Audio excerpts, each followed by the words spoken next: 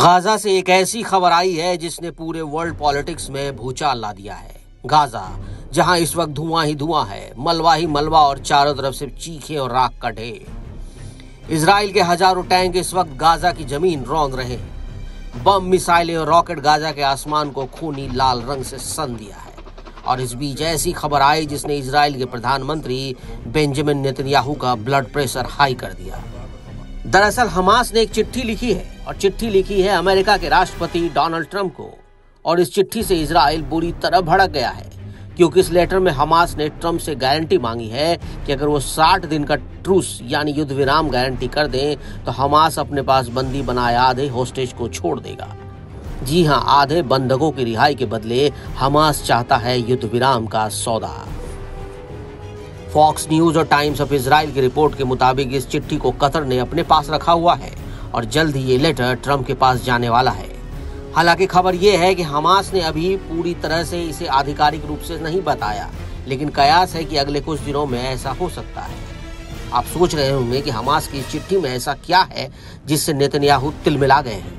दरअसल नेतन्याहू का साफ मकसद है गाजा को पूरी तरह समतल करना, हमास को जड़ से मिटाना। लेकिन अगर ट्रंप ने इस डील को मान लिया तो नेतन्याहू की पूरी प्लानिंग ठप पड़ जाएगी। टैंकों की गड़गड़ाहट और मिसाइलों की बरसात और गाजा को खत्म करने की ऑपरेशन स्टाइल स्ट्रेटेजी सब रुक जाएगा, और यही डर है नेतन्याहू का। इस बीच आपको बता दें कि कतर, जो अब तक बंधकों की रिहाई में अहम भूमिका निभा रहा है, उसने अपनी मेडिएशन यानी मध्यस्थता की कोशिशें रोक दी है। वजह ये रही कि इस महीने की शुरुआत में इजराइल ने कतर में दोहा में बैठे हमास लीडर को टारगेट करने की कोशिश की, जिस पर कतर बेहद नाराज है। यानी एक तरफ नेतन्याहू दबाव बना रहे हैं, टैंकों और बमों से गाजा को तबाह कर रहे हैं, दूसरी तरफ हमास राजनीतिक चाल चलकर गेम बदलने की कोशिश कर रहा है। अब सारे सवाल इस बात पर टिके हैं कि ट्रंप इस चिट्ठी को कितना महत्व देते हैं। अगर वो हमास की बात मान गए तो नेतन्याहू के लिए सबसे बड़ा पॉलिटिकल शॉक होगा, और अगर उन्होंने इनकार किया तो गाजा के लोगों का दर्द लंबा खिंच जाएगा। लेकिन सबसे बड़ा सवाल यह है कि अगर ट्रंप इस प्रस्ताव को मान लेते हैं तो क्या होगा?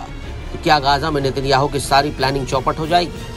गाजा और फिलिस्तीन के मुद्दे पर दुनिया पहले ही दो धड़ों में बढ़ चुकी है। अमेरिका और यूरोप इजराइल के साथ है, जबकि अरब देश और कई पश्चिमी राष्ट्र हमास को लेकर अलग राय रखते हैं। लेकिन अब चिट्ठी में 60 दिन की ट्रूस की डील रखी गई है, तो सवाल ये है ट्रंप इसके लिए तैयार होंगे?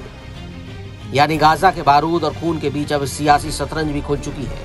एक तरफ हमास का लेटर, दूसरी तरफ नेतन्याहू के टैंक्स वाली स्ट्रेटजी, और इस बीच में खड़ा है अमेरिका। सवाल यह है कि इस जंग के बीच कब तक हजारों मासूम जिंदगियां जलती रहेंगी, और क्या ये हमास की चिट्ठी दुनिया की सबसे ताकतवर राजनीति को पलट सकती है?